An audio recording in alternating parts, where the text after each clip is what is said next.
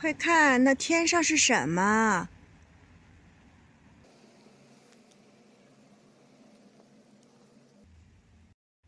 是飞机吗？是夜航的飞机吗？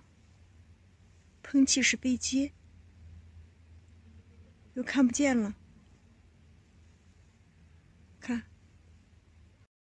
这位新疆网友拍摄的时候，恐怕还不知道，他有幸目睹的这并不是什么夜航飞机，而是中国正在进行的一次陆基中段反导拦截实验。没错，2月4日，中国国防部深夜10点左右发布消息称，中国在境内进行了一次陆基中段反导拦截技术实验，实验达到预期目的。这一实验是预防性的，不针对任何国家。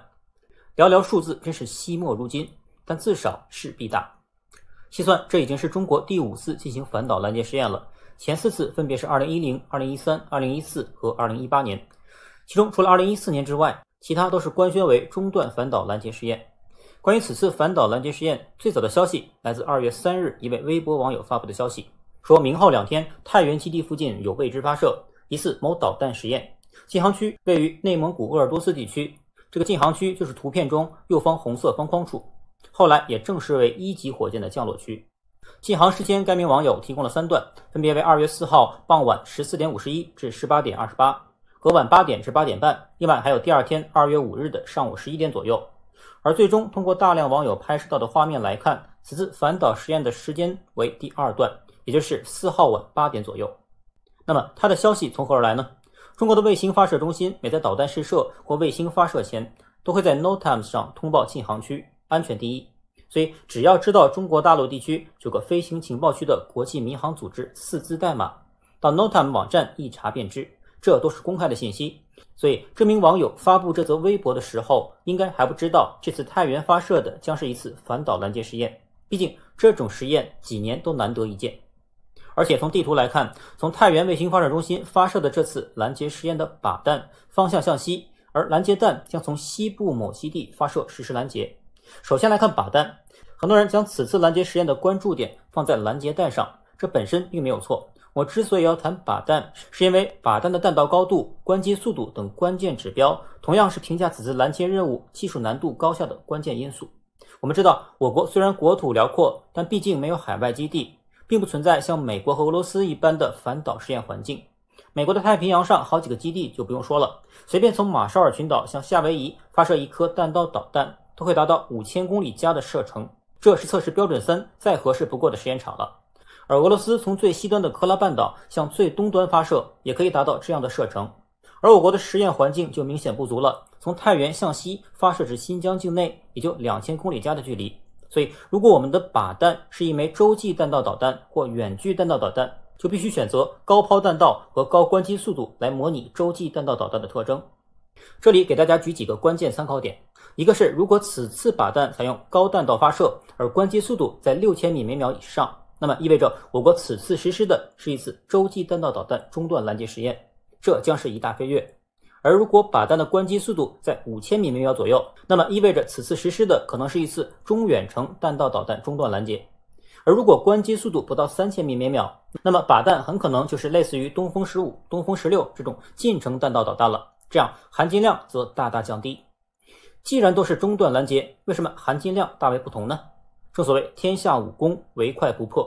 试想，一个武林高手可以空手接飞镖，但接子弹恐怕就没那么容易了吧。我之前一期介绍东风21D 和东风26的视频中提到过，最新的东风26将取代途中服役很久的东风4，而很多网友也推断此次发射的靶弹就是射程达4000公里加的东风4。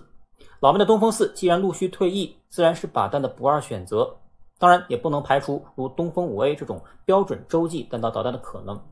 那么靶弹发射时的具体参数是什么？到底用的是哪款？自然属于高度机密的范畴。我们普通网友1没有卫星实时监控，2没有高倍望远镜，3没有内幕消息，4没有闲置的50万，就不在此妄加揣测了。这是一位北京网友在微博发布的观测到太原卫星发射中心附近靶弹发射的情况。当然华北地区只能观测到靶弹发射，而拦截弹的发射则在西部。这是新疆吐鲁番和乌鲁木齐的网友从不同角度观测到拦截弹发射时所产生的火箭云。这可真是难得一见的天文奇景，用一个字来形容就是美。非常羡慕能够目睹这一壮丽景象的新疆朋友。除了新疆，据说云南曲靖一带也有人看到，但还没有看到那边朋友拍到的相关画面。注意，这位新疆网友所拍摄的视频后面出现的如蚊香一般的螺旋飘落物，这并不是拦截弹和靶弹装机后的导弹碎片，而是拦截弹发射后分离出的一级火箭，在脱离后丧失动力和方向掉进大气层时燃烧产生的光，因为失稳，最后会呈螺旋状下坠。而此时靶弹还在大气层外飞行呢。既然是中段拦截，自然拦截点不会在大气层内，而是要在太空进行。靠普通网友所持有的相机甚至手机是不可能拍到外太空的拦截画面的。而且从视频可以看到，拦截弹点火起飞后，在很短的时间取得高加速度和速度。从其轨迹来看，发动机关机前的助推飞行末端就有极强的过载机动能力，这样就既能扩大拦截范围，还能争取更多的拦截窗口时间。这就很像萨德的蛇形机动弹道，再加上高加速的固体火箭发动机带来的大过载机动等特征，上升段很像科工2院的红旗19。有凸版萨德之称的红旗19采用动能拦截器，车载机动发射，长度 5.8 米，直径 0.6 米，采用2节固体火箭，作战范围200公里加，高度100至150公里。而同样采用动能拦截器的萨德，大家都知道是末段高空区域防御，位于中段拦截之后，爱国者3等末段拦截之前的这一级别。但不管怎样，还是属于末段，与我们此次进行的中段拦截不是一回事。所以洛克希德马丁进而又开发了萨德 1R 即增长型萨德，要把中段拦截纳入萨德体系。但时至今日，影子都没有，试射也没做过。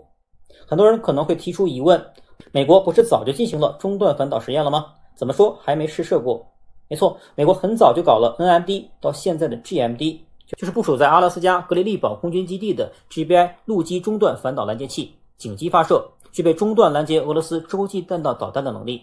但缺点也较为明显，只能拦截从北冰洋射过来的导弹，如果从南边大洋里的核潜艇发射，则无能为力了。这就是具备机动能力萨德 1R 的由来。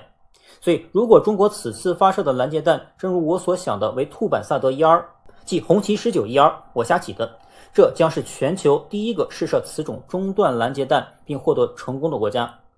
一旦陆基有了，再接下来中国将要攻克的就是舰载化，打造类似美国标准3这种机动式发射并具备中段反导能力的海基拦截系统。一旦打造完毕，中国整体的反导能力将迈上一个更高的台阶。至于为什么中国在此次反导实验成功后2小时就公布了消息，又在传递什么信号给什么特定国家，这个其实已经非常明显，很多媒体也做了解读，这里就不多说了。官方不是也说了，这一实验是防御性的，不针对任何国家，反导反的自然是导弹而不是国家，而拥有这些导弹的国家想必也收到了信号，寒天饮冰水，点滴在心头嘛。至于 CNMD、GMD、TMD 以及以色列的 MLGB 的含义和由来，以及反导在上升段、中段和末段的区别和难易程度，我在此前的视频已经有过详细介绍，感兴趣的朋友可以去看一下。最后祝全球华人新年快乐，万事如意，牛年大吉，我们下期视频见。